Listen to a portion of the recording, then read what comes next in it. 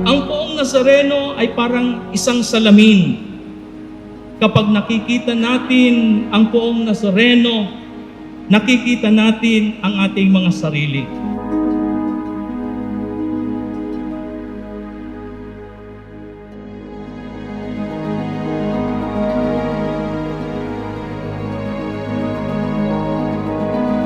Sa siksikan sa traslasyon, kailangan mabawasan ang iyong pagkamakasarili upang magkaroon ng puwang para sa iyong mga kapatid.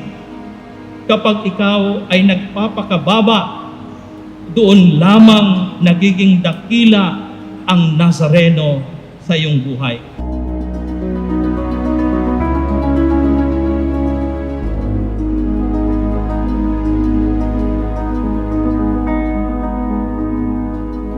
Sa gitna ng siksikan, sa paghila ng lubid at sa pagpunas ng panyo, nagaganap dito mismo ang pagbabago ng sarili.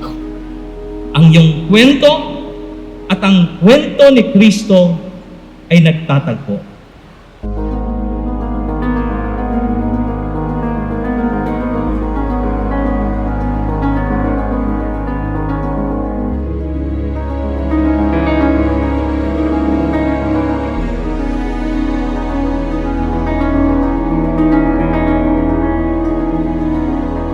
Sa loob ng ating simbahan dito sa Quiapo, nawawala ang mga titulo, nawawala ang iyong yaman o ang iyong katanyagan. Ikaw ay nagiging isang anak ng Diyos na sumasandal sa Ama. Ang tunay na refiguration ay makikita kung pagkatapos ng debosyon, ang tao ay nagkaroon ng pagbabago sa sarili.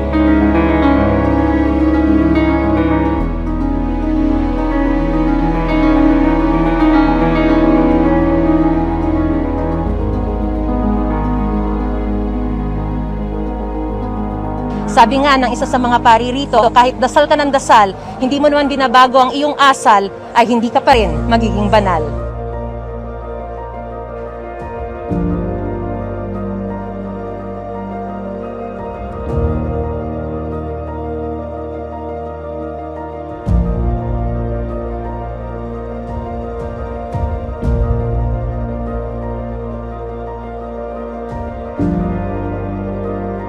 Mga kapatid, ang poong Nazareno ay nakaluhod. Hindi dahil siya ay talo, kundi dahil siya ay nagpapakumbaba upang tayo ay itayo. Naway ang ating debosyon ay hindi lamang maging isang emosyon, kundi isang patuloy na pagbabago ng ating kwento. Mula sa pagiging makasarili, patungo sa pagiging mga tunay na anak ng Diyos na handang magpasan ng krus para sa iba.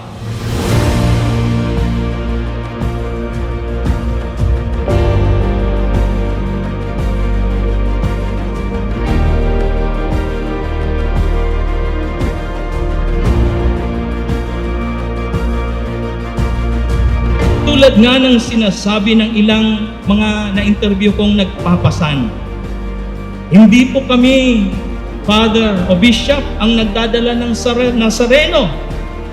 Ang Nazareno po ang nagdadala sa amin.